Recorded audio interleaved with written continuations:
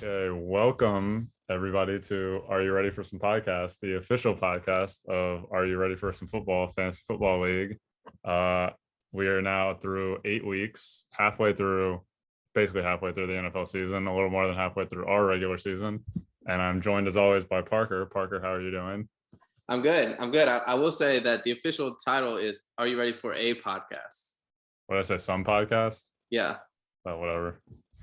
So, but other than that, I'm doing well. Got the win this week, so I can't complain too much.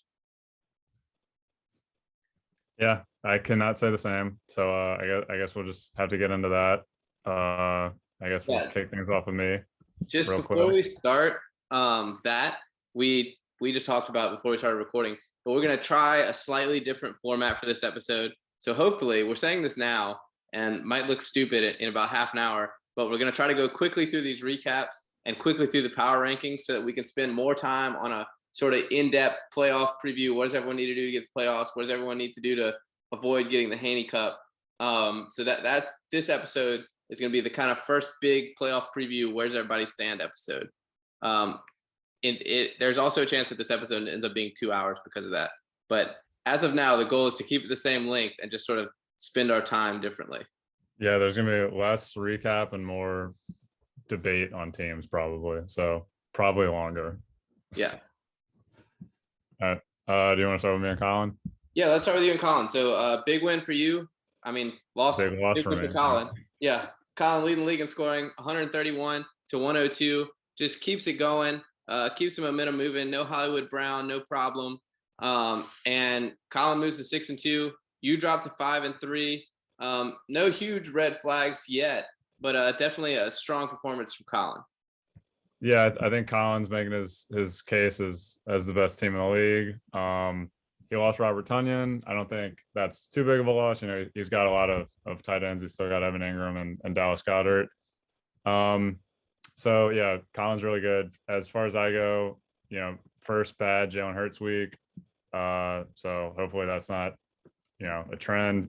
And then just a couple other underperforming weeks, but you know, with James Robinson and David Montgomery hurt is tough, but you know, neither seem, you know, it seems like I'll get both back pretty soon. Yeah, you should, and it, you know, 1 or 2 points, usually a little bit disappointing, but this was a quiet scoring week, and you were what, 5th in scoring? Yeah. So really not a terrible performance considering you only got 11 out of your quarterback. But definitely big moves by Colin to go to 6-2.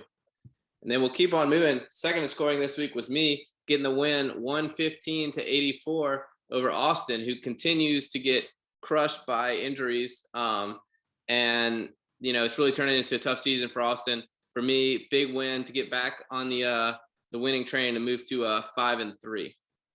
Yeah, I think kind of the big story of this matchup was somebody on your bench, which was Michael Carter. You know, he looks like he's ready to step in as your RB2 with no Miles Sanders, and looks like Chuba will no longer be the starting running back in Carolina. And so yeah, that's big for you. And yeah, it's just funny, kind of just even in a low scoring week for him, or a low scoring week for the league, Austin still managed to play against the number 2 scorer. So that's just kind of Austin's luck this year. And I don't think there's too much else to take away from this. Yeah, incredibly consistently getting crushed every week by someone who goes off, by Colin. By Austin, which is just, you know, we'll get to it a little bit later when we get into playoff recap. But I do have some numbers pulled on exactly how unfortunate Colin has been so far this year. Might have already put him in the group me. Austin, why did you say Colin? You've done that like 5 times this year, I think. They kind of rhyme. Yeah. Well, yeah, it's like same, yeah, like cadence. Yeah.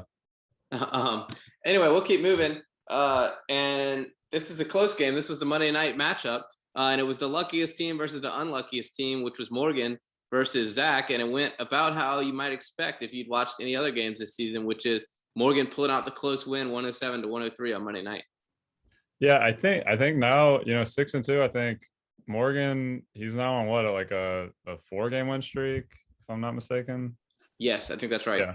Yeah. So I think, like, you know, those first couple wins, you're just like, okay, like, you know, that's good for him. I think now at 6-2, time to start taking him seriously as like a very legitimate championship contender. Has a good starting lineup.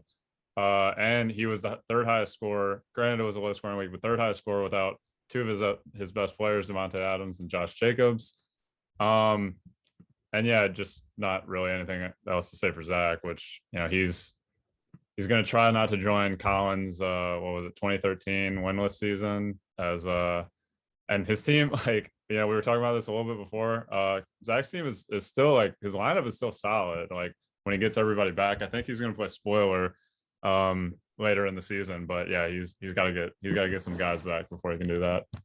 Yeah, he needs to get some guys back healthy, and he needs Antonio Gibson to start playing well. But Elijah Mitchell's coming on second half of the year. He's got some players that should be able to hopefully get him some wins coming down the stretch, but it's hard to say that after loss number 8 in a row to start the season.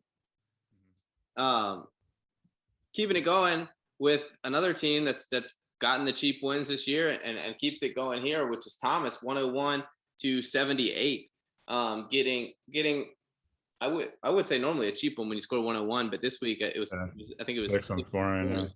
So actually a deserving win over Hunter, who 78 points and continues to struggle to put points on the scoreboard. Yeah, that's a big bounce back win for Thomas. He lost 2 in a row. It's good to get back in the win column for him to kind of stay in that playoff contention at 5-3. He's got 13.5 points combined from Dalvin and DeAndre Swift, like his star running back duo, and still won handily.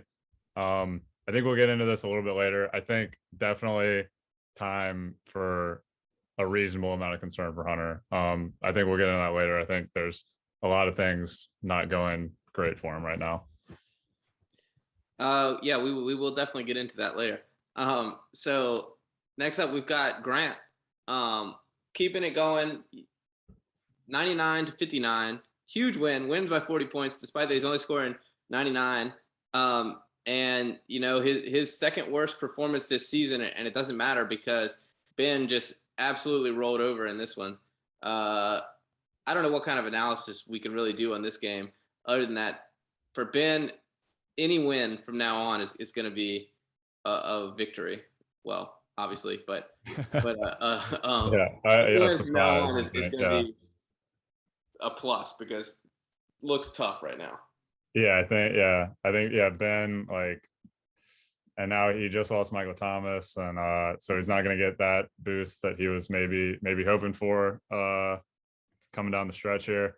Yeah, I think Grant's obviously good. He's 7-1. He's one of the 2 best teams in the league. But like the points against luck has just been insane for him this year. Like he has had just feel like I think I'm second fewest points against or third, and he's like way below me. Yeah, he has the fewest points against by 13 points per game. So his opponents are averaging 90 by points 100. Yeah, it's Thomas next. Yeah, okay. So he it's just pretty crazy. Like, and he's 7-1 now, so he's basically a playoff lock, and so he can kind of focus on that going forward. Another thing for Ben, he started Julio Jones, who was declared out on Friday. The game was played on Sunday. That's a little bit of an issue here. The Thomas's at least was he overslept, and Dalvin was kind of a surprise scratch. This was 2 days before, so we need to clean that up. Yeah, I mean, if he would have got Myles Gaskin in the lineup, that would have been an extra 7 points. He only would have lost by 33. Well, I'm not saying like I'm it's out of principle. I agree. But it appears that Ben may have checked out slightly early this year. And last but not least, we've got Nick picking up his 4th in a row, winning 96 to 82 over Dan. But the loss is not the storyline here for Dan.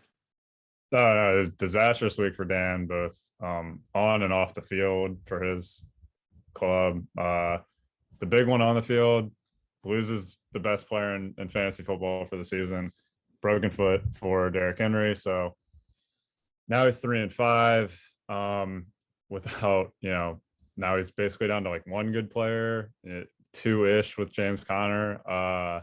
So a ton of holes. And then one, and we've talked about all of his receiver problem, probably his best receiver this year or highest upside receiver, was Henry Ruggs. Don't think we're going to be seeing him on a field anytime soon. I think, you know, the NFL has a little bit different disciplinary issues than he might have had at Alabama. So, and you know, the American legal system does. So those are two pretty big blows for Dan's team.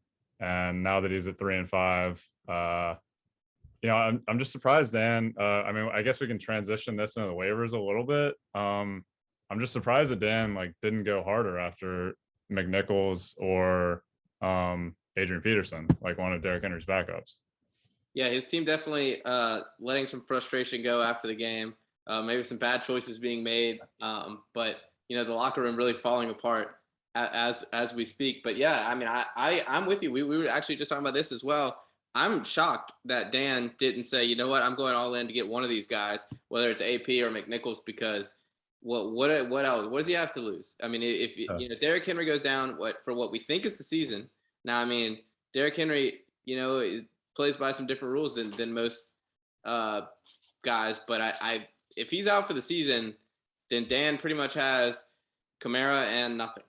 Yeah. And like I would understand the logic of like, all right, I'm gonna put up $95 and like, yeah, nobody's gonna match that. And you know, you just happen to lose that to Grant, who went big on McNichols and put up 101.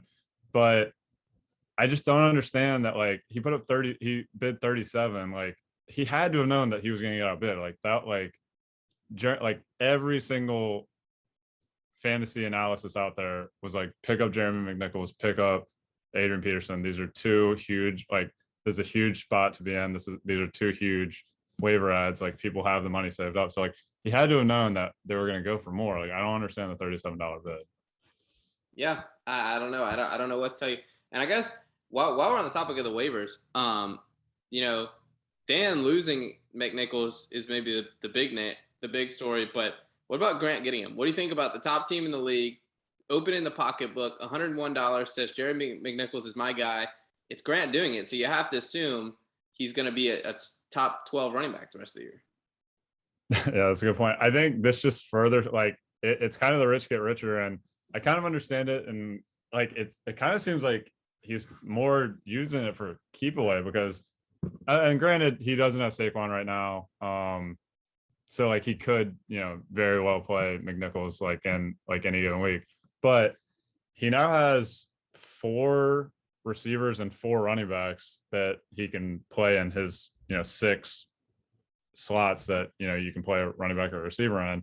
So, you know, it's kind of just like furthering your depth, and it's kind of a little bit playing keep away from other teams from getting him, because if you know you get the player, but then the other teams also don't get the player, which is even a bigger competitive advantage. So, I mean, I guess I understand it for Grant. I think personally, if I was him, I probably would have held out and spent that money for, you know, just in case something else happens down the stretch. Maybe one of your starters gets hurt and something. But you know, I guess you can't fault him for that, because now even if one of his starters does get hurt, he's got the depth to sustain that, because he's got, you know, 2 guys on his bench that if his team's fully healthy, that he can plug in and feel good about. Yeah, I mean, a big move from him, and then the other one, it's another good team, which is Nick getting Adrian Peterson. You know, for a little bit better value. I don't know which of those guys you like better. I was willing to spend more on McNichols, but I think pretty similar outlook. I just don't know what AP has left in the tank at 36. Yeah, I think I would trust McNichols more too, just having been in Tennessee for the last couple of years. But yeah, like Adrian, like, you know, Dan might not have Calvin Ridley back the rest of the season. That's a big storyline. That's it, Dan. Yeah. Nick might not have Calvin Ridley back the rest of the season. That's a big storyline. So like, you know, you can use the flex help there. So yeah, like I understand it from his perspective. You know, he's 5-3. He's got a team in contention to he's trying to build up as much depth as possible to, you know, keep his team as a championship contender. Well, we will get to all that in just a minute. And just like that, we are through the recap in under 15 minutes, and we'll get to the power rankings here. The way we're going to try to do it is we're just going to sort of list out what we have as our power rankings, and then we will compare and talk about the differences. So I got Zach at 12. Joe, what about you? Yeah, I said last week I have Zach at 12 until he wins. Even though I still think his team, I think he has the ninth best roster, but he's on 8. I agree. Same logic there. And then I got Austin at 11. I moved Ben down to 11. I just think his team's terrible. I got Ben at 10, so I'm still giving him the edge over winning last week and being one game ahead in the standings. But Ben at 10, Austin at 11 for me. I have Austin at 10. And then I got Dan at 9. I presume you did not move Dan up after losing No. Derrick Henry. Dan. I don't foresee Dan moving up the rest of the season. I think it can only get worse for him. I got myself staying put at 8 after a big win. I kept Hunter at 8. And then we'll talk about that. And then I've got Nick at 7. Yeah, I agree. I have Nick at 7 after, potentially, losing Ridley for indefinitely. Yeah, I mean, I've got him down 3 spots after winning his 4th in a row. But yeah, I mean, yeah. all these teams in the middle are so close. Yeah. I have Hunter at 6. Actually moved him down another spot. I have you at 6. I think I kept you at 6. Or no, I had you at 7 last week. You made 7. So we got the same top 5, and for me, number 5 out of that list is Morgan. I moved myself down from 3 to 5. All right, wild move. I have Thomas at 4. I have Morgan at 4. And then I have you at 3. I have Thomas at 3. All right, and so we got the same top 2. For me, it's Grant and then Collins still. Well, didn't we both have Grant last week? At 1. Yeah, I have Grant. I also have Grant at 2 and Colin at 1. Oh, I have Grant at 1 and Collins. Oh, okay. Oh, I thought so. You were going from 1 to 2. I thought you meant 2 to 1. No, I moved Colin up to 1 and Grant down to 2. Okay. I kept them how I had them last week. All right, so I guess let's talk about the differences and let's start there. What to you gave Colin? I mean, Colin obviously coming off the number 1 scoring week. So I guess you think Colin's roster is enough to justify him being number 1 despite being 1 win behind Grant in the standings? Yeah, the starting lineup's better. At Grant's deeper, but I trust Colin's quarterback. More like first off to stay healthy. Grant has a quarterback. He doesn't know when he's going to get it back. His running back duo, now that Dan lost Henry, Colin has the best running back duo in the league. Yeah, and then just the receivers. He's got 3 super high upside receivers, and Godwin's pretty solid, but then Mike Williams, who even though he had a bad week, still really high upside, and then Hollywood, and then I still like Cortland Sutton. Colin gets in trouble if one of his running backs gets hurt because then he's forced to play Kenyon Drake. But as of now, with a healthy team, Dallas Goedert also good at tight end. Yeah, I like Colin's team starting lineup a little bit more, but Grant is way more able to sustain an injury than Colin is. So that was kind of my logic. Was we're halfway through the season, he's only got 1 loss, and what can go wrong? Like I mean, his depth is there. There's nobody you take off the team that puts Grant in trouble. I mean, I guess if he loses Kelsey, that's a big hit, but I mean, there's a lot of teams that are streaming tight ends. So I just don't. I mean, I think Collins' team at its peak is maybe slightly higher, but Grant's a game ahead, and I think he's essentially invincible at this point. I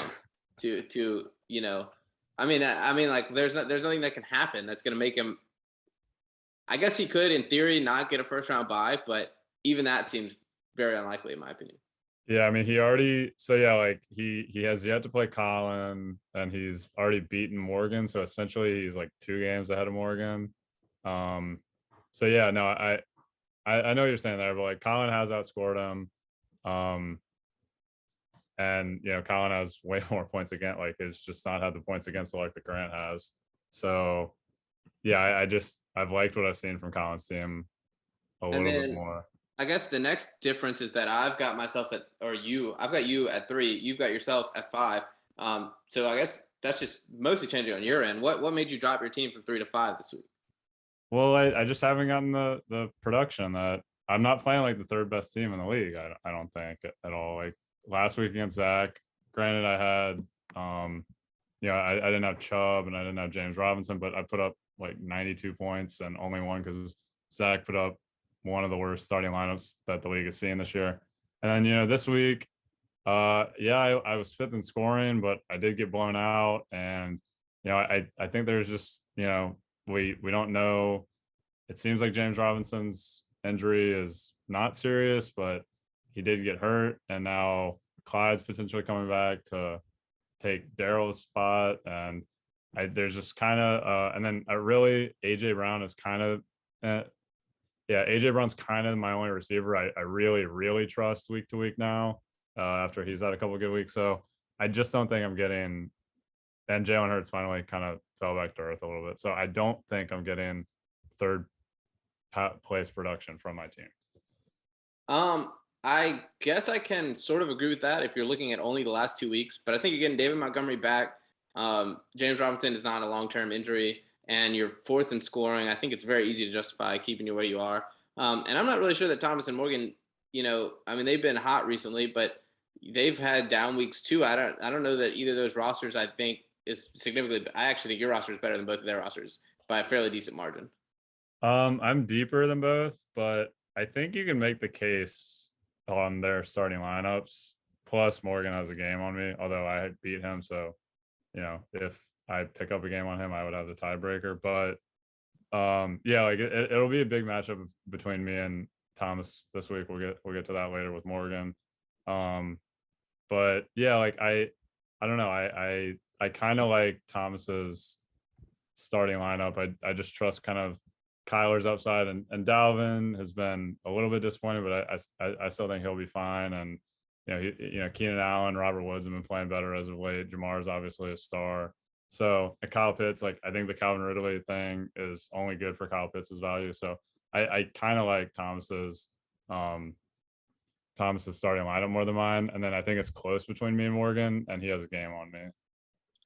And then the next disagreement is between me. We essentially have me and Hunter flip-flopped. So we both have Nick in the middle, but I've got Hunter ahead of me, and you've got me ahead of Hunter. I just think, we can try to hash out again, but it's the same fundamental disagreement, which is that I think Hunter's ceiling, once he gets McCaffrey back, is just so high.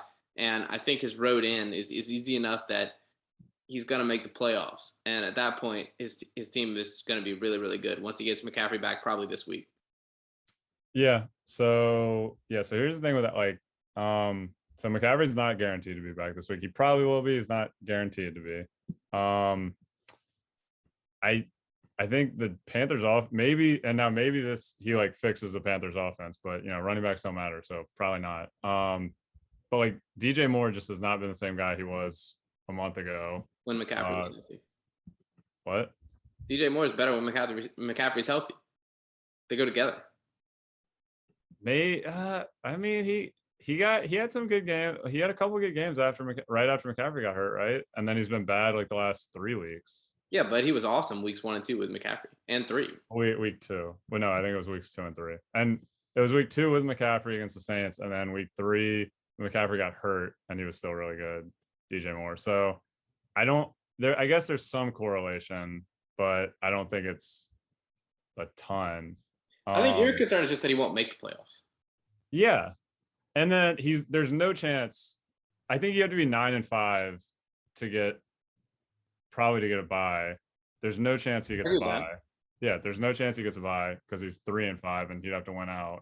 So, and he's like, so he plays Colin this week. Colin, I think, is the best team in the league. He loses to Colin, he has to win out. Because I think the way, we're gonna get to this a little bit later with the playoff projection. The way that, Zach seems okay, but he's 0-8. He's been eating losses.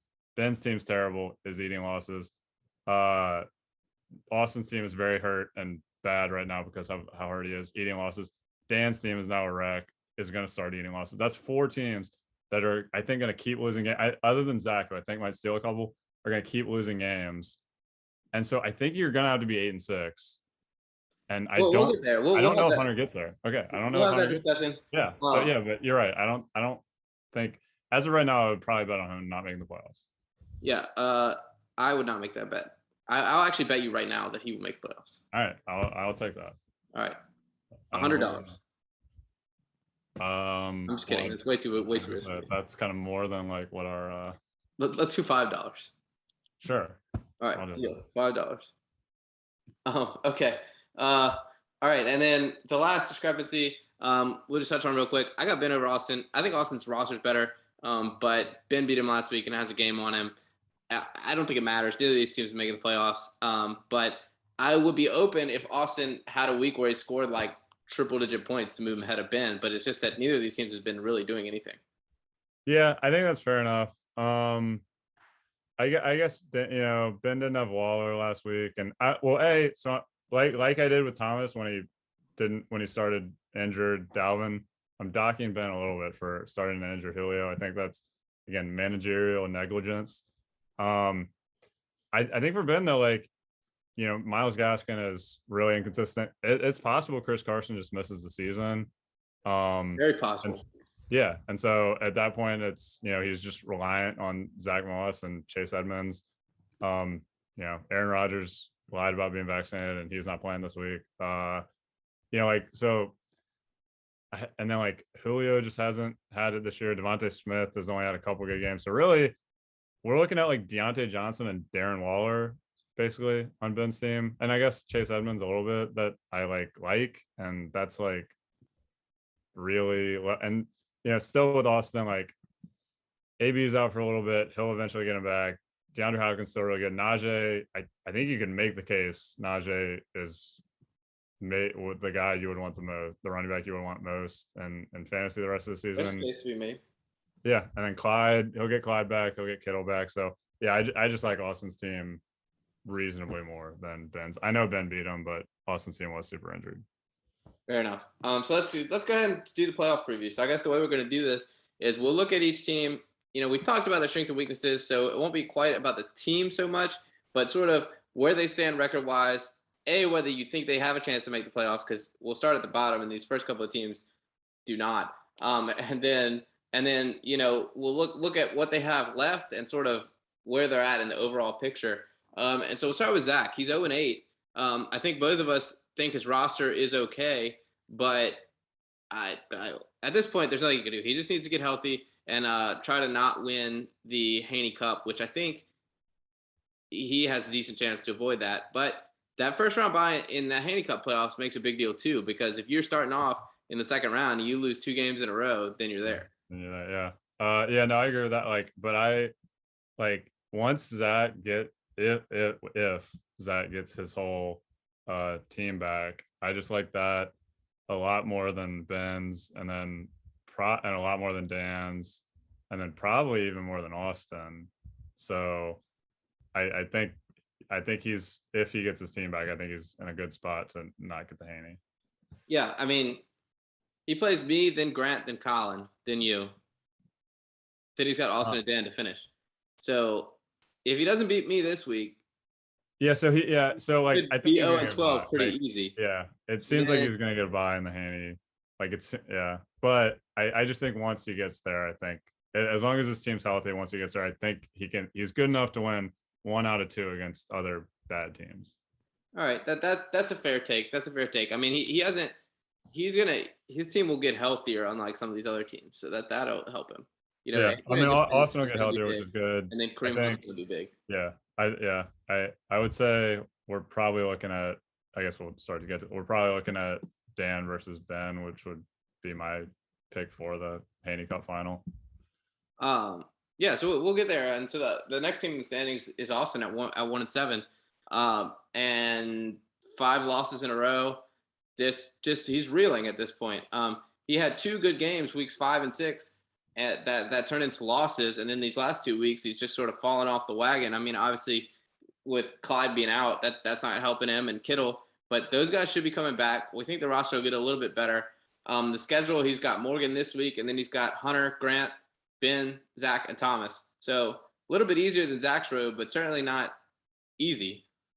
Yeah, that week 12-13 stretch when he plays Ben and Zach, that'll be big for the bye weeks and all that.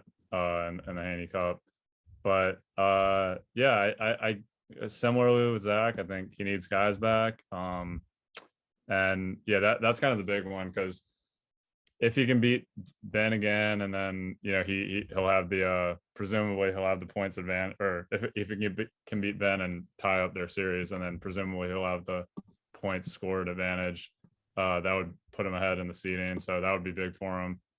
So yeah, I still don't think Austin. I think he's got a shot at it the way his luck's been going this year. But I would not pick him to be the Haney. Yeah, and then that stat that I was telling you we would get to later. So Austin, how bad has his points against luck been? Well, it's been really bad. Teams are averaging 138 points against him, 138.7 actually. The leading scorer this year is Colin, and Colin's averaging 130.5 a game. So Austin's opponents have been significantly better than Colin so far this year. And I went back and looked, and that's never happened in league history. So, I mean, you would expect points against to kind of even out over the course of the year because you don't always play the best team. Whereas the leading teams in points per game, you would imagine are good teams that have good players every week. And the typical opponent, you play everyone, so it kind of evens out. And so this is unprecedented. And the thing is that now we're over halfway through the year. So there's a strong chance that we look back at the end of the season and Austin's opponents are the best team in the league, which would be impressive. We're going to keep watching that. So truly, I mean, that's just really bad luck. I don't know what else to say about that. But when your opponents are averaging, his opponents are averaging. So you said Grant's got the lowest points against by 13 points a game, which is a ton, which is true. Over 100 points. Austin's got the most points against by over 130 points. So just absolutely getting wrecked every single week. Yeah, that's ridiculous. Because that's like 15 points against more per game, right? Yeah, Yeah, basically. Yeah. So Zach's second, by the way. Zach has also been very unlucky. Yeah, there's a 9 points so, gap before the next team. Yeah, so like I would bet on that to even out a little bit and regress to the mean, but you just never know. Austin, I would not have thought the team was going to score 200 points against Austin this year either. Yeah, no, I mean, it could regress, but he's got a tough schedule coming up, so we'll see. He hasn't even played Colin. Oh, he's played Colin. No, he hasn't even played Colin yet. He Colin scored 200 against them. Yeah. Well, I thought he played Colin later in the year. No, Colin's in my division, not Austin's. Oh. He plays Ben again and Grant again.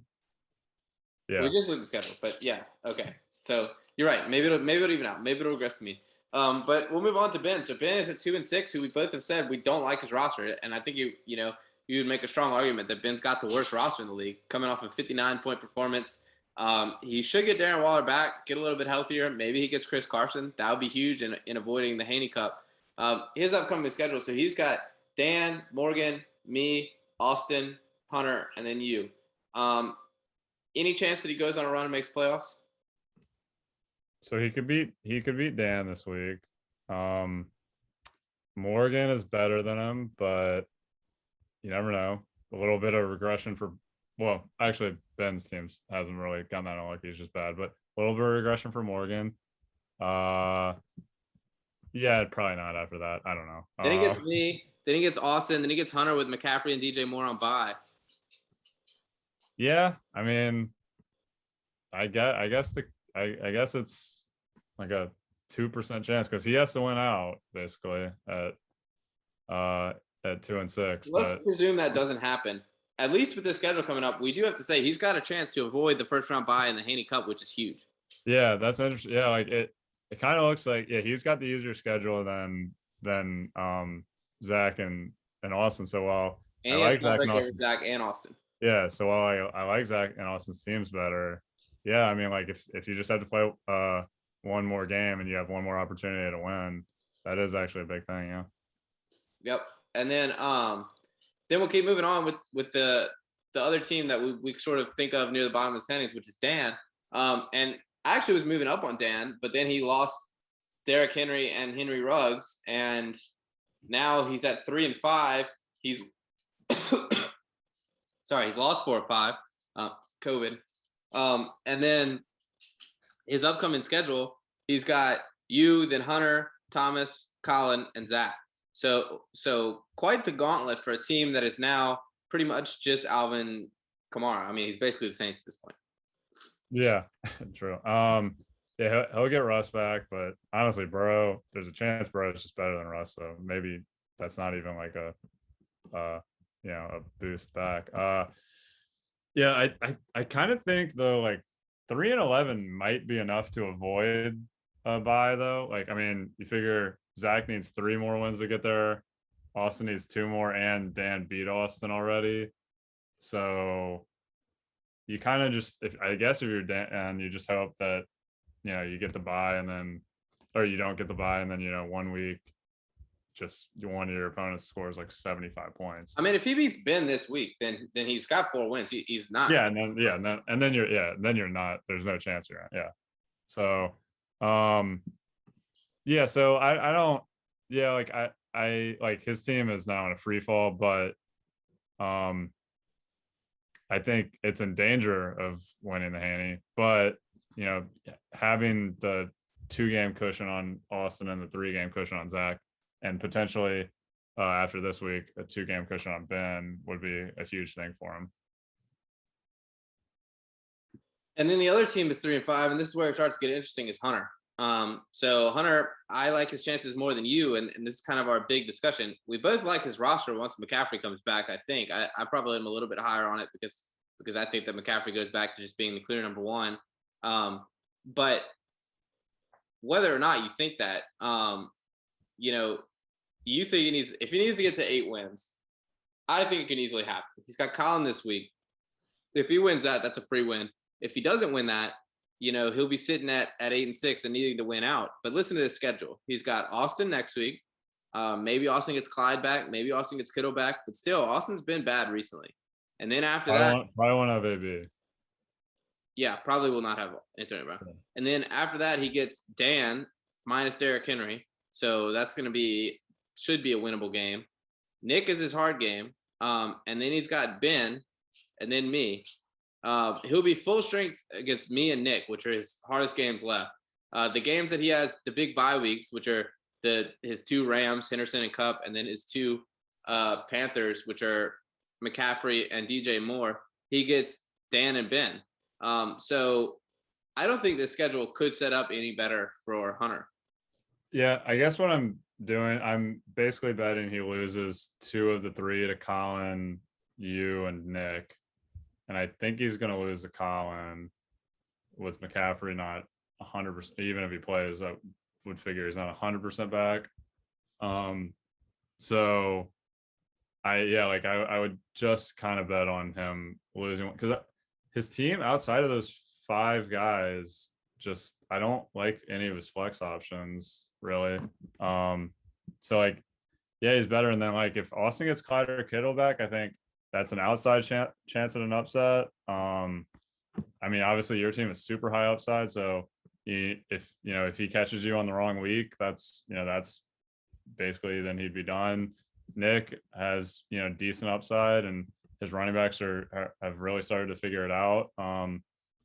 So yeah, I this is just kind of our fundamental disagreement. I just don't see a full roster that I like out of Hunter. I see 5 guys I really like. Well, I guess 4.5, because I don't think I'm as high on DJ Moore as you, but I don't think that's going to be good enough. I don't think he's got this super loaded team that you can just assume now that they're healthy is going to run through his schedule. I mean, we do have to admit, even a super loaded teim is not a guarantee to beat bad teams. I mean, if something can happen 1 week or another, anything can happen in fantasy. And just with, I would, if he's 3-6, I just think there's no shot. Well, obviously there's a shot, but I think there's a very small chance. So you think huge week for him this week against Colin? Yeah, huge. If he wins this week, that would be huge for him. And then I would say you'll probably win our bet. Let's put it this way: if Hunter gets to the playoffs, I do not want to face him at all. Oh, I agree with that. I agree with that. I don't know if I'd rather play Grant than Hunter in the playoffs, but it'd be close. I would rather play Hunter. I do think Grant's team's better, but no, I see what you're saying. I think record, and it's not like he's had Austin level luck here. It's not like teams are just putting up. It's just his team. Granted, he's been bad. He's nice and scoring. Granted, without McCaffrey, his team just has not been very good. So I think he's gonna just I know those guys are really good, but he is asking, with as bad as the rest of his team has been, he's asking a lot. He's asking a lot of Cooper Kupp to sustain this, Darrell Henderson to sustain all this goal line work. I don't know. I think it's just a lot to ask. And worth mentioning, if he makes it to the playoffs, the McCaffrey schedule is Buffalo, Tampa Bay, New Orleans. So you pretty much couldn't make a worse running back schedule, although it doesn't really matter with McCaffrey. Yeah, no, I don't think. Yeah, obviously that's a factor, but yeah, like, I mean, Christian McCaffrey is still a top 5 running back with that schedule. So then we move on to the 5 and 3 teams, and there's 4 of us. So Joe, where do you want to start? Me, you, Thomas, or Nick? I guess let's start with Nick if we're kind of working, because I think we both had him lowest out of those teams. I have me lower than him, but yeah. Well, whatever. Okay, so Nick, he's coming off 4 straight wins, but Calvin Ridley's a big loss, and that kind of makes me a little bit hesitant about his roster. Yeah, I completely agree with that. Yeah, like CD and Diggs is a really good running back duo or wide receiver duo. And like Khalil, like David, like I think Khalil Herbert will be semi-usable when David Montgomery comes back, but like you don't want to be using like the Bears backup running back. I like Damian Harris and Javonte, I think are gonna be really good. What? Adrian Peterson now.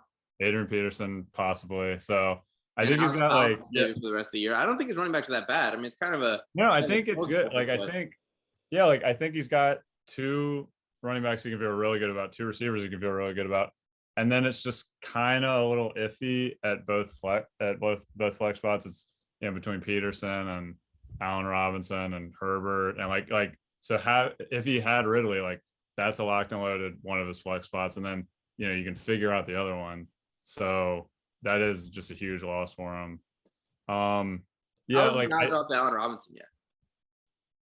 But who's he gonna pick up? Like just anybody? Like, someone who's averaging more than 5 points a game. Yeah, I guess he's just trusting the name more. But yeah, like as long as Justin Fields is the quarterback, I don't think he has much value. Yeah, I don't know. I'm assuming. I'm also assuming like really top of the year here. Yeah, I like Nick's team, and it is tough because I like you don't think, or you think Hunter's making the playoffs, so you don't think 2 of these 5 and 3, or maybe even also factor in Morgan, are gonna miss. I don't think like even with Hunter missing, one of these teams is not gonna make the playoffs. So I think with the Ridley thing, I would bet on Nick, but so here's the reason I don't think Nick makes it. The reason I don't think Nick makes it is the schedule. So he's got Grant, Colin, Thomas, Hunter, you, Morgan. Yeah, that's really tough. Obviously, like the ones against like me and Thomas are gonna be big. And Hunter. He gets Hunter fully healthy. Yeah, he's just playing the top half of my power rankings the rest of his year.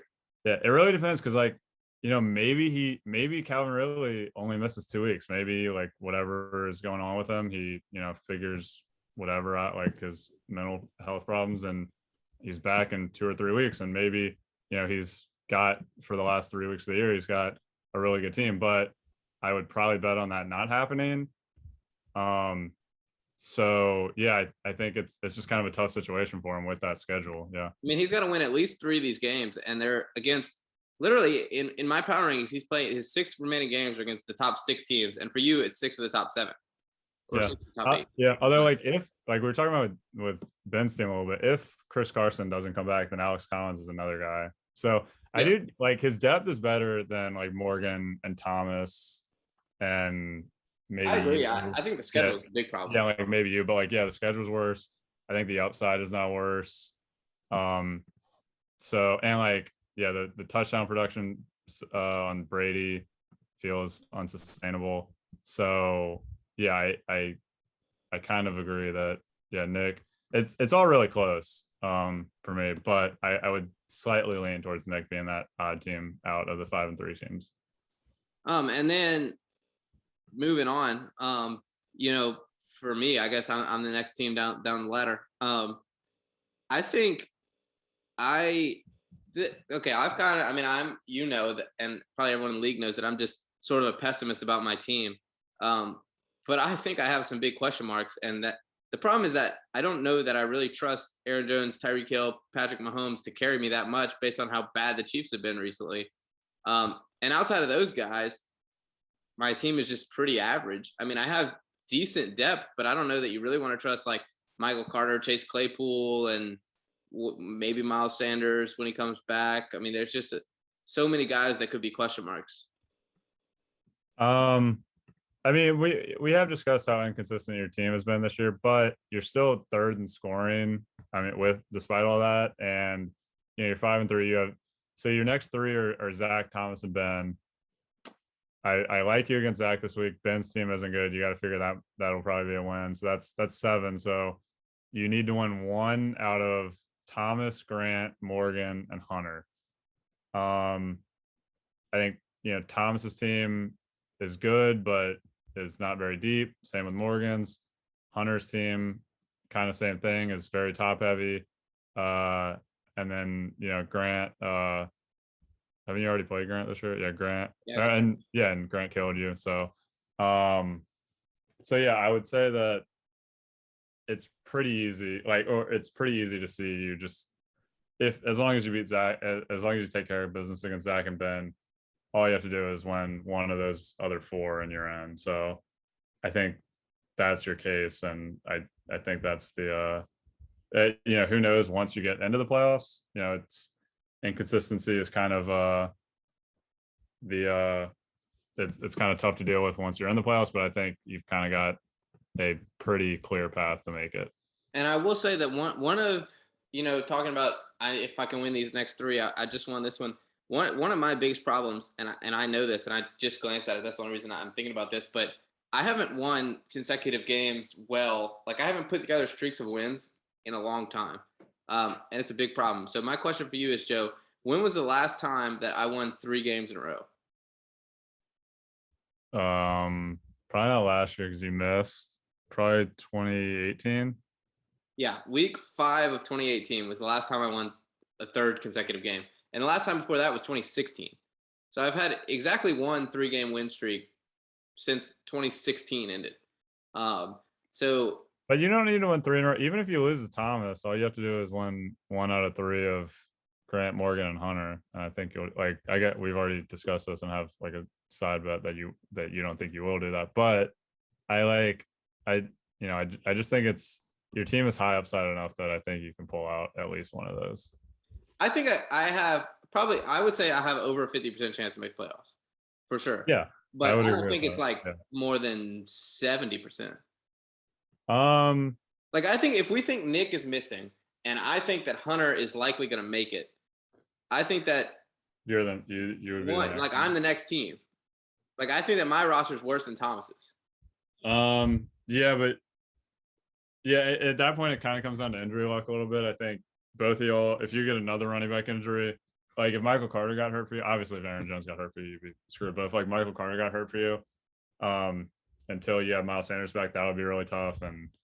But like if Haney loses, outside of Melvin, I feel like he gets to sustain a Melvin injury. But if like Swift or one of his receivers got hurt, then I think that's a huge loss for him. So I think it kind of comes down to that. And I kind of think your ups. I mean, like I think your upside's still better though. So like on any I kind of trust. Blow up one of those weeks. What? Yeah, I mean, I guess I get that logic. Like, I mean, I've been second in scoring this year. I think like 5 times. Yeah, that's what I'm saying. Is like you keep downplaying your team, and you're third in scoring, and you keep. Granted, you're like keep flip flopping between great performances and bad performances, but you have a lot of really good performances this year. So I like your team has shown. My team needs to learn to string together wins. That's what we need. I agree with that. Yeah, you need one of the biggest things is sustaining success. You got to maintain consistency. Yeah, and then we'll move on to Thomas. So while we're talking about it, I mean, if me and Thomas were writing that discussion, his roster, we both said looks like a great roster on paper, but I mean, it's fantasy football, so no one prints paper. Looks like a great roster on the computer screen, but he doesn't have that much depth. So he's an injury away from having to start somebody who you wouldn't want to start. But aside from that, his schedule is not great either. So he's got you this week, and then me, and then he's got Nick, Dan, which should be a winnable game, Grant, and then Austin, which should be a winnable game. So he's got 2 easily winnable games. So that's 7 wins right there, which means he really just needs to win 1 out of me, you, Nick, and Grant. Yeah, and me, you, and Nick are the other 3 5-3 teams. So I think it's pretty possible he can do it. Like that, the thing about it is like, we're talking about like injury, like he just still has not had an injury to his like starting lineup this year, and that's just like Dalvin missed multiple games already. yeah, we always bring that up. That's right. But like yeah, but like Dalvin's so in and out that I never think of it like that. Like I know it's not like a sustained one. Like you draft Dalvin knowing he's gonna just randomly miss games. Yeah, like Christian. Yeah. Yeah. So I guess Dalvin. But that was probably during, yeah, like he lost Dalvin and he lost a couple games. Although he started him and he still won, right? Yeah, that was early in the year. He lost Dalvin. Yeah. So so 5-3. Like I like his team. I would bet on him to make the playoffs. I think he's probably like that week 11 matchup against Nick's a big one. Obviously, his next 3 weeks are huge. Like if he gets through his next 3 weeks at 6-5, then I think he's good. Or in theory, he should be. But you never know. Austin, week 14 could play spoiler. So yeah, I like Handy's team. I would. Again, it's pretty close. I think you, me, Nick, him, and Nick are all bunched in there. But I do have him at third in my power ranking. So I would say as healthy, I think his team is the best out of the 5-3 teams. That's fair. I mean, I guess that discussion is between you and him. So we'll talk about your team now. And I think your roster is getting healthy again. And your schedule looks good. So you've got Thomas this week, which is a tough game, but then you've got Dan, Morgan, which is a tough game, Zach, Nick, and Ben. So another one of these teams that's got 3 easily winnable games. Seems like you can get to 8 pretty easy. All you got to do is beat Dan, Zach, and Ben. Yeah, that's why. Like as of right now, I have myself at 5, but like right now, I'm feeling very good about with those 3 games. Like if I win this week, I'm obviously anything can happen. I don't want to knock on wood here, but if I win this week and I'm 6-3 and I have 3 very winnable games against 3 of the bottom 4 teams, I think that's that's looking really good for the playoffs. So really after that, it would kind of become about seeding for me. If I can kind of sneak into one of those top 2 seeds, it's gonna be tough. I beat Grant, but he's got a 2-game lead on me, and then Colin has. I almost said it. Colin has a 1-game lead on me, but has the tiebreaker because he beat me twice. So yeah, I'm looking like a 4 or 5 seed, maybe get up to the 3 seed. This week's pretty big for me, but even if I lose this week, I still think I'm in good shape. Yeah, I think you're in good shape. The schedule's sets up well for you. Now that I think about it, the more I look at this, there's a chance we're tie breaking between 8 and 6 teams. That's what. Yeah, no, I completely agree. I think. But I think we always discount like Zach, Dan, Austin, and Ben are gonna beat some teams. Like they're gonna win some games they shouldn't. I don't know if we've ever seen like this lack of parity before. Like all these super top heavy teams and all these, or like I don't think the league has ever been this top heavy with all these good teams at the top and then these like just clearly worse teams at the bottom. Granted, it's been a lot of injury locks. Like for example, if you look at the ESPN projections for the week, if you're projected to smash somebody by like 25 points, it gives you like a 65% chance to win. And I think that's just what happens in fantasy. Like so far this year, it's kind of played out that way. But I don't think we can discount the fact that like some teams are just gonna like botch some week that they shouldn't. That's true. I can root to Zach this week very easily. Yeah, that might be what it comes down to. But just looking at Ben and Dan's rosters right now, even when they get everybody healthy, it's just like how are you going to beat other healthy teams? Like I just don't see it. But like Austin's team is presently constructed also. But yeah, no, you're right. Like weird stuff happens, and you never like count your chickens before they hatch or whatever the saying is. But yeah, like it just feels like this year has been really, really strange for kind of the disparity and kind of the standings.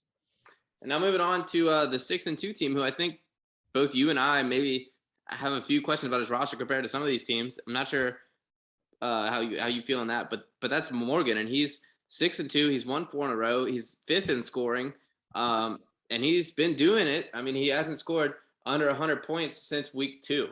So the team's been good.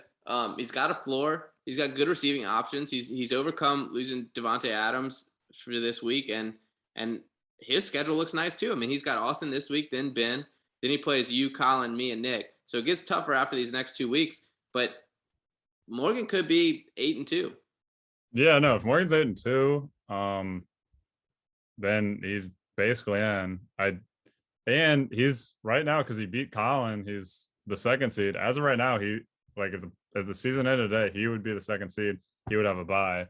So yeah, I think it's his team. I don't know how much I trust. Obviously, if he has a bye, that's a big thing. But I don't know how much I trust it once he gets in the playoffs. But I think he's just had a really good regular season, and I think I would think he's a pretty safe bet to make the playoffs at this point. And yeah, like I don't know. I think he really needs those running backs to stay healthy. He's only got 2 of them really that you can trust, but the rest of the team is good and never stay healthy. What? And yeah, and running backs just never stay healthy. So it's just like, particularly his running backs. Yeah. Oh yeah, Josh. Yeah, and Josh Jacobs is all weird and cryptic as discussed last week. And but yeah, like yeah, I mean, I like Morgan's team. Does he have a chance? He's obviously gotten very lucky this year, but again, that happens in fantasy. What do you think about Morgan getting a bye? What about it? Like, it could happen. Okay. Yeah, I mean, I think the thing is he's got another game against Colin. He still plays you.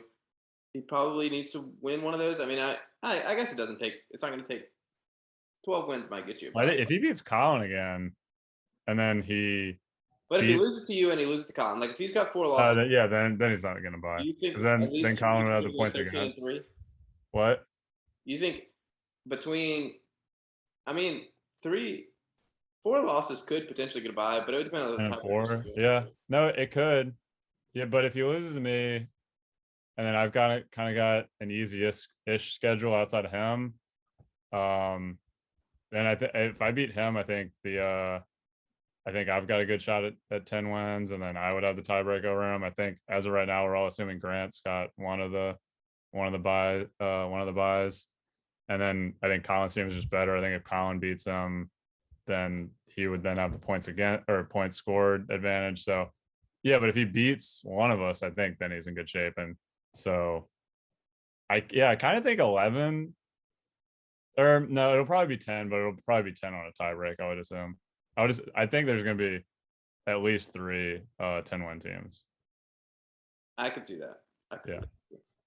And then we'll keep moving on to Colin, who's 6-2, leads the league in scoring. He's, he lost with 135 points and 105 points. So he could be undefeated. I mean, he could very easily be on a 7-game win streak if he just didn't happen to lose to Morgan last week with a great performance. And his schedule, he's got Hunter this week without McCaffrey.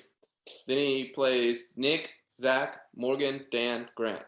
A tough schedule, but he's got Zach and Dan left on there. A couple of easily winnable games, and then he's probably better than Morgan, Nick, and you could argue he's better than Grant. I mean, for him, it's about getting the bye because I think he's in the playoffs. I agree. I think I think Colin has the best team in the league, or the best starting lineup in the league, which, healthy, that would be the best team for me. So yeah, I agree. It's all about, I would bet on him to get one of the buys, but he's currently not in it right now. His team's just obviously really good, and I think really dangerous once we get in the playoffs. Yep. And I mean, like every other team, he may be one of the worst equipped to handle a running back injury. Yeah, no, that's very true. I actually was thinking, now that we're talking about it, I actually was thinking I am slightly lower on Colin's team after this week than I was before. Okay. Yeah, but he has $184. So you got to figure one of his running backs goes down, or maybe the next running back injury, maybe he gets in the bidding war soon and kind of bids up for and gets like a third guy that he can feel good about if one of his guys go down. Yeah. I mean, I think the reason that I was feeling a little bit less is because I think Bateman will take away from Hollywood. I think that Hollywood is more of a wide receiver 2 than a wide receiver 1, which is fine because he's got Godwin. But I think Hollywood and Mike Williams I've kind of come down on just a little bit, and that's why I'm a little bit lower on his roster.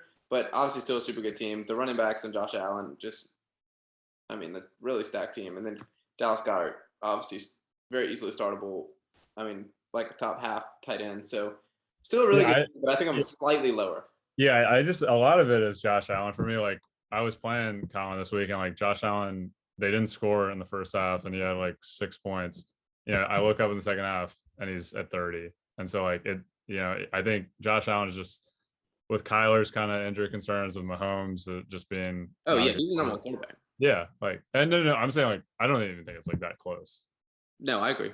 Yeah. And then last but most is Grant. He's 7-1. Should walk into the playoffs. He's got Nick this week, and then he's got Zach, Austin, me, and then Thomas and Colin.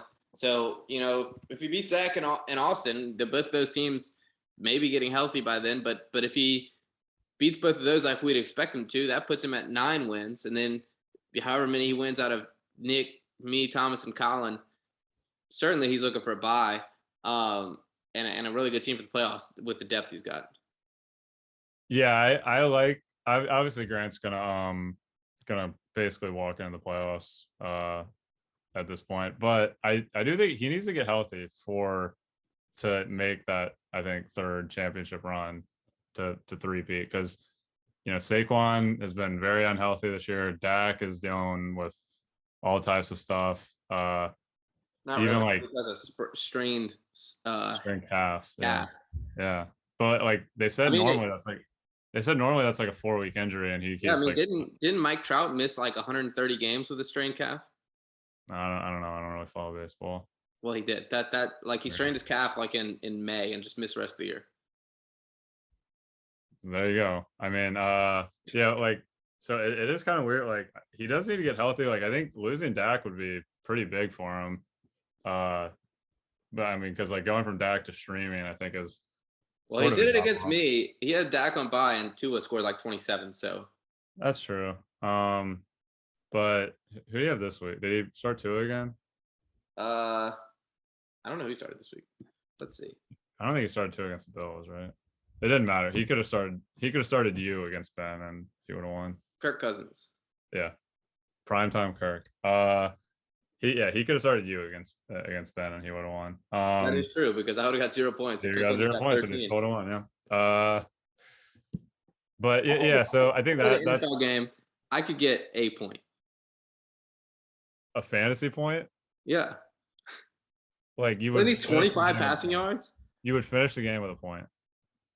I don't know. I mean, well, here's the thing. I think no chance. You would throw a pick before you got 25 yards. I mean, we would never throw. Or you would fumble. You're right. I probably wouldn't get any points. I would drop a snap. We would never throw it. So yeah, and you wouldn't be able to run. Yeah, I definitely wouldn't get 10 rushing yards. No, here's what we do. We would just run it all game, just pound the inside run. And then, like, when they weren't expecting it in the fourth quarter, just naked bootleg, and I'm getting like 70 yards down the field. Read option keep. I still don't think you're like anywhere near fast enough where that would work. But it's like the Peyton Manning touchdown where I know, but you do realize like you're a lot slower than Peyton Manning was like in 2013 or whatever. I don't know about that.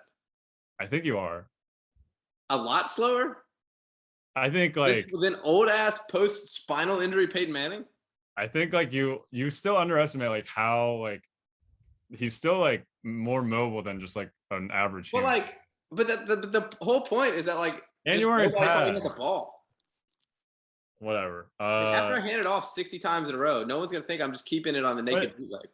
You're never gonna get anywhere handing the ball 60 times in a row because they're just gonna load the box. That's true. That's true. I might have to throw one over the top. Oh my god! I can't believe we've wasted the league's time with your your Okay, I could not fantasies, get a fantasy point, but I could get more than negative 27, which is what Grant would have needed from me to win the game. Fair enough. Fair enough. All right. Anyway, yeah, Grant seems good. Okay. So we're through the playoff recap. That took a long time. We will have an interview up next. Joe, anything else you wanted to cover before we're done? No, let's get to Morgan. I think this will be the longest podcast yet. It will be, but at least we had some extra content. At least we didn't just spend all the time arguing about power rankings. Yeah, that's true. All right. We sort of did, just in a different form. Before we go, we're gonna have one piece of league trivia for you this week. So the question is, who scored the most points in a loss this year? Is this for me to answer? Yeah. Oh, I thought you were just saying for the viewers at home. Well, I mean them too, but like I want to know okay. if you know what it is. It is. Most in a loss. Was it Austin when he played Colin? It was not. That's actually fourth. Jeez. Less than 4 points behind the actual first, but fourth. Was it Nick when he played you, the Aaron Jones game? No, that's not even close. It was Zach week 5 to Nick, scoring 134. That was the game where Nick had Mark Andrews on Monday Night Football. That's right. Yeah. All right. Yeah. So how many did Zach score when he lost Colin on Monday night or Sunday, whenever it was? So the first 4 is Zach 134.9 losing to Nick, and then Colin 134 losing to Dan. Then Thomas 133.3 losing to Dan. Or no, Colin's was to Morgan. And then Austin losing to Colin. And then the other one was Zach was 117. Okay. Week 3. All right. The one that I would have thought of would have been when I would have said Austin against Colin when he scored 200. That's what I said. Oh. That was my answer. Oh, well, that was wrong. Okay. All right. So, all right, we will be back with Morgan. All right, we now welcome on to the podcast the 2016 DJ winner, which is Morgan Root. He's also on a little bit of a hot streak, coming in winning 4 straight games. Morgan, how's things been going with the team? Pretty good, and they're scrapping some wins together. Can't be mad about it. You know, I mean, some might call it luck, but you know. Yeah, I guess that's where we kind of want to get started. There's a little bit of buzz of Team of Destiny talk around your team. What do you have to say to those to that rhetoric? No, I like it, but I just don't think my team, once we get to the playoffs, there's a few teams that just have a higher ceiling. That like if any of 3 of their players pop off, there's no way I can keep up. Like Colin, or honestly, actually y'all too, and Colin probably. Like if y'all have so many people that if they just go off, then I'm not keeping up. I mean, I don't know. I feel like you got DeMonte and Lauren like gives you like a really high ceiling, because those 2 guys are definitely pop off guys, and then Josh Jacobs I feel like is either two touchdowns or none, and Joe Mixon has gone off already a couple times. I feel like you got a high ceiling. The problem is with Scary Terry is just like I don't trust Heineke. They're just like some weeks he scores 5s, sometimes 20. They should be getting Fitzpatrick back though. That's true. Hopefully that works out then, because I can't deal with the Heineke. I can't deal with Devontae scoring 20 and then Scary Terry getting 5. So keeping on the luck topic, I want to know, what was the thought process 2 weeks ago? You were playing Thomas. It was the Sunday night game, or was it the Monday night game? The Monday night game. Bills Titans. It was really close. You know, Dawson Knox, the only guy playing. You just needed a couple of points. I thought for sure he was going to get it, and then he does nothing all night. Yeah. Well, was there any panic creep in it, or did you have faith in the boys? I was a little nervous. I mean, he only needed it was like 5 points or something. I think he needed like 4 point something. 4, yeah. I was getting a little nervous. I was like, I don't know why they're not throwing it to him. And then they threw that touchdown to the other tight end. I was like, okay. Yeah. And then he threw that 2-point conversion with a broken hand. I was like, okay, well, that was clearly just luck. But yeah, I think I saw something like I saw it. It was on the Manning cast this week. It was Josh Allen was on there, and he was talking about how he tried to like signal to the sidelines to not call that play because Dawson Knox had a broken hand. but their like microphone wasn't working, so they just had to run the play anyway. So I would say definitely a fortunate win there. I've had a few lucky ones, like this week with Zach, the needing Tony to score like 4 more points, and then he hurts his hand and then comes back in and they just don't throw it to him one time. So I'll take them. I'll take the wins when I can. Yeah, you've kind of taken it. Although Nick was losing them, but you've not taken over Nick as the involved in all the Monday night games and all the close games Monday night. I don't think I have any. That's a scary place. I don't have any. Well, I know Austin's got Najee, so I guess I will be in a Monday night game again. But yeah, you've won 4 straight games, and the last 3 have been by single digits, which I don't have the numbers on that. I probably should have looked that up before. But winning 3 games in a row by single digits has got to be super rare in league history, I would imagine.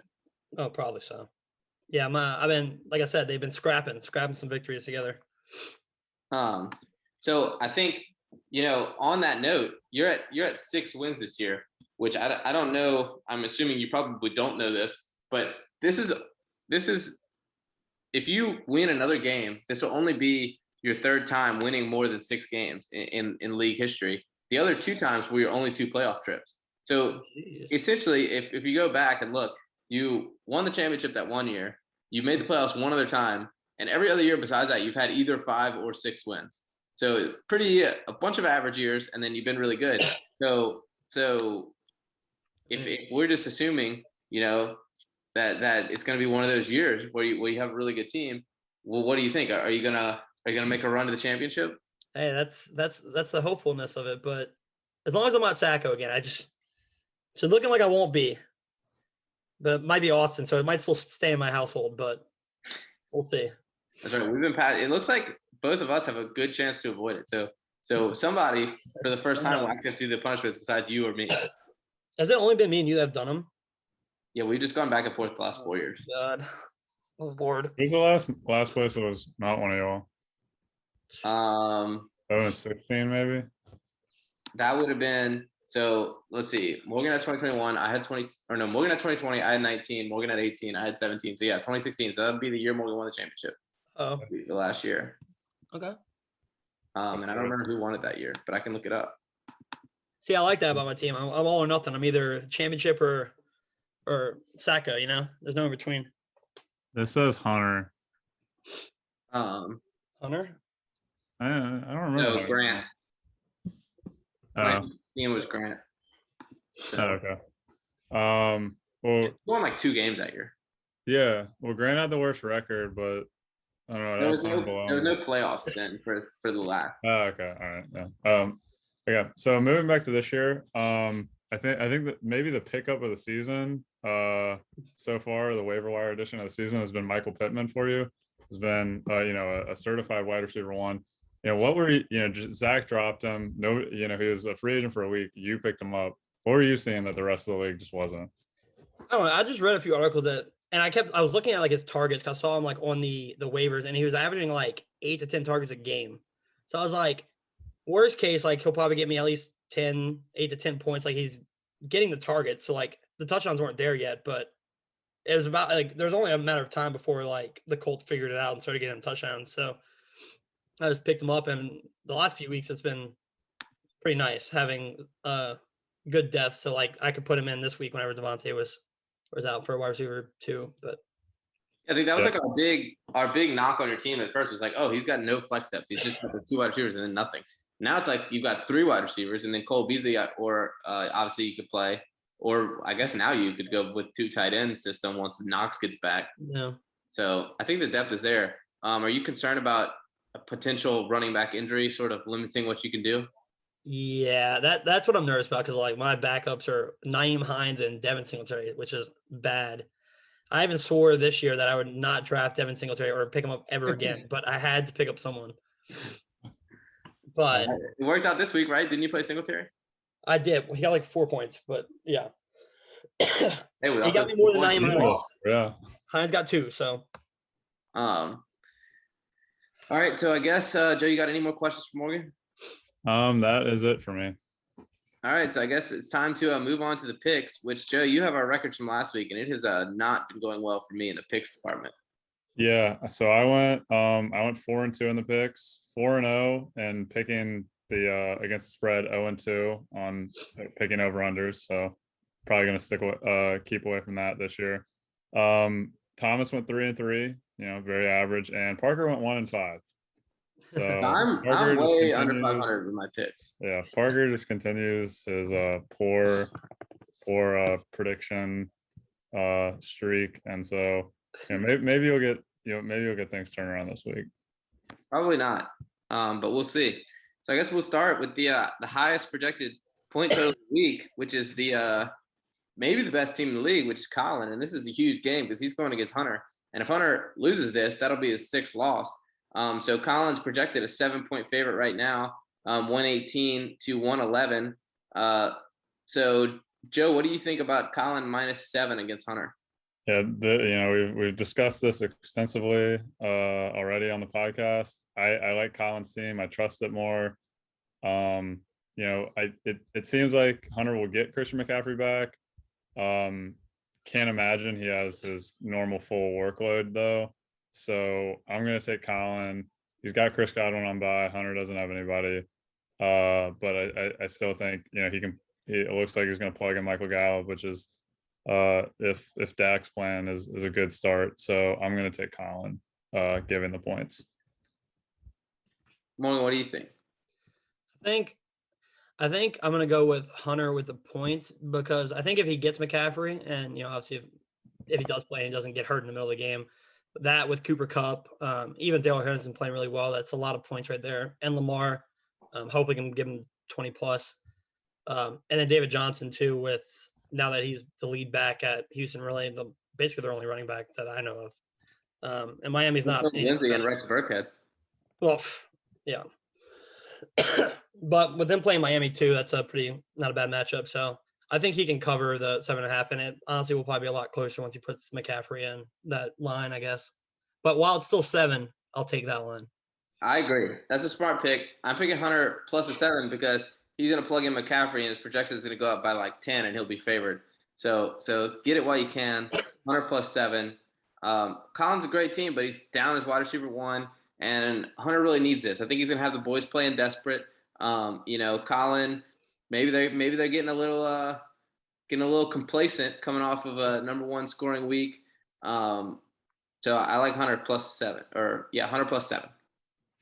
So the next most projected points is me against Zach. Right now I'm a 14-point favorite, 116 to 102. Morgan, what's your thoughts on that line?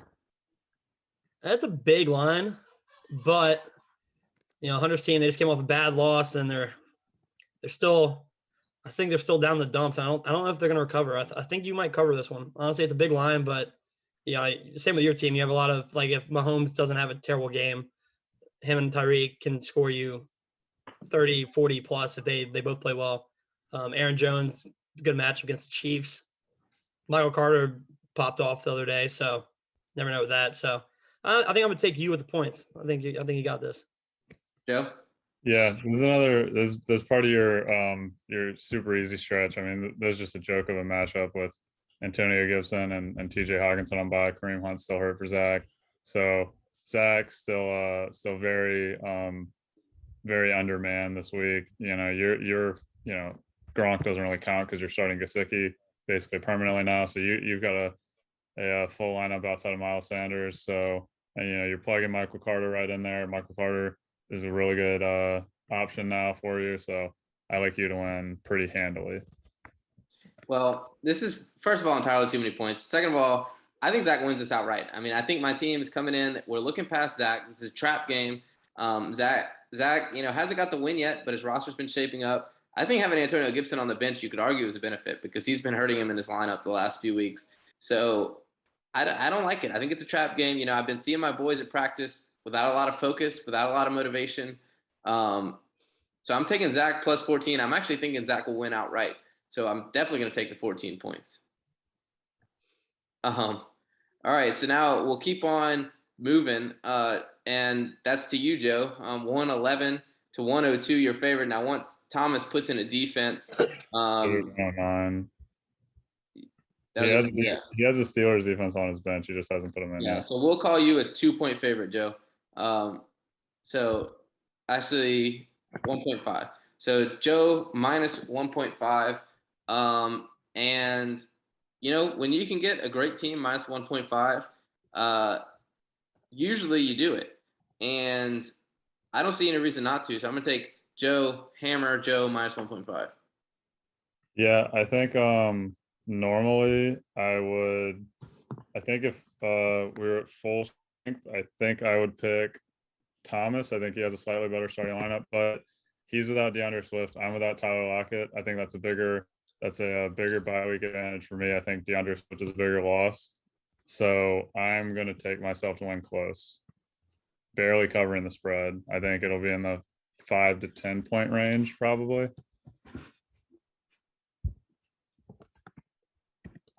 Morgan? I think I'm taking the over this game. I think it's gonna go over. I'm feeling it. I'm feeling You know what? I like that, Morgan. I'm gonna ride with Morgan on this one. I'm feeling both teams scoring to 120.